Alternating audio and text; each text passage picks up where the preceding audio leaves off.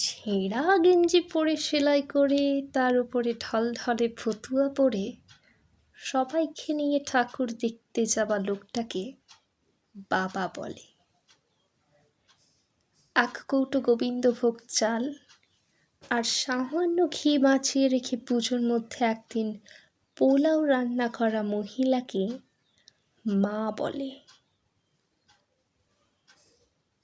Designer panjabi পরে অঞ্জলি দিতে দিতে পাশের বাড়ির নতুন শাড়ি পরা মেয়েটিকে কলেজ পড়ুয়া ছেলেটির আর চোখে দেখাটাকে ভালো লাগা বলে।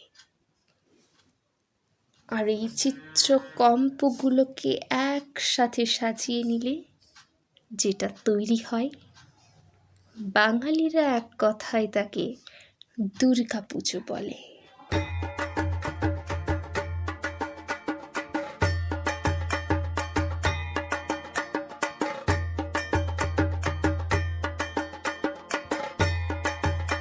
এক দুর্গা রিক্সা চালাই কুচবিহারের হাটে।